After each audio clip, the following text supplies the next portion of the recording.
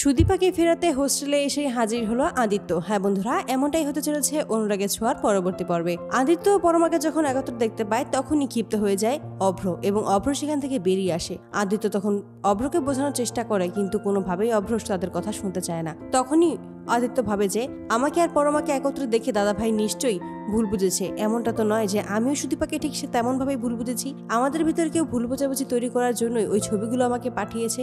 অপরদিকে রুডি আবার আদিত্যকে কিছু ছবি পাঠায়, যেখানে সুদীপা ও রিতম খুব কাছাকাছি রয়েছে এমন অ্যাঙ্গেল ভাবেই ছবি তোলে রুডি। সেই ছবিগুলো দেখেই আরো ক্ষিপ্ত হয়ে যায় আর বলে যে আমি যা ভেবেছিস তাই সেটাই সত্যি। সত্যিই সুদীপা ওই রিতমের কাছাকাছি গিয়েছে, রিতমকে ভালোবেসে ফেলেছে। ও ভালোবাসা খুঁজতেই গিয়েছে, বেশ, তবে আমি ওকে আর কখনোই ফিরিয়ে আনতে যাবো না। ও যা ভালো মনে করছে সেটাই করছে। অপরদিকে রুডি মনে মনে ভাবে যে এবার আমি আবারও আগুন লাগিয়ে দিয়েছি। সূর্যদীপার মতো এদের জীবনেও আগুন লেগে যাবে। এবার সন্দেহের তীর ছুটবে, তারপরে তোদের সম্পর্ক নষ্ট হবে, আর এটাই তো আমি চেয়ে এসেছি। অপরদিকে সুদীপাকে রিতম একটা হোস্টেলে নিয়ে আসে আর বলে যে এখানে সমস্ত সুযোগ সুবিধা আছে, আমি তোমাকে মাঝে মাঝেই দেখে যাব, তোমার খোঁজ নিয়ে যাব।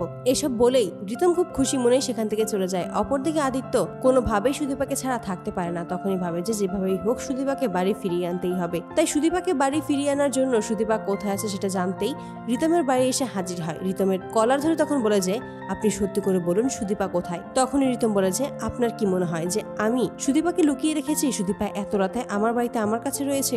এতে করে ক্ষিপ্ত হয়ে যায়, বলে যে আমি শেষবার ওকে আপনার সাথে দেখেছিলাম মন্দিরের সামনে, ও আপনার গাড়িতেই ও উঠেছে। এখন সত্যি করে বলুন ও কোথায়। এতে করে একটু ঘাবড়ে যায় রিতম। তখন মনে মনে বলে এমনটা তো হবার কথা ছিল না। ওই কৃষ্ণ স্যার এমনটা কেনই বা করলো, কিছুই তো বুঝতে পারছি না। তারপরেই রিতম সমস্ত সত্যিটাই জানিয়ে দেয় সুদীপা এখন হোস্টেলে আছে। তাই আদিত্য আর দেরি না করেই ছুটে যায় সেই হোস্টেলে। সেখানে এসে সুদীপাকে বাড়ি ফেরানোর চেষ্টা করে, কিন্তু সুদীপা কোনোভাবেই বাড়ি ফিরে যাবে না এমনটাই জানিয়ে দেয়। তখনই জোর করতে থাকে এবং হাত জোর করে ক্ষমা চায় আর বলে যে প্লিজ আমাকে এবারের মতো ক্ষমা করে দাও, আমি সত্যিই ভুল করেছি, আমি আর কখনোই এরকম ভুল করবো না, তুমি প্লিজ বাড়ি ফিরে চলো।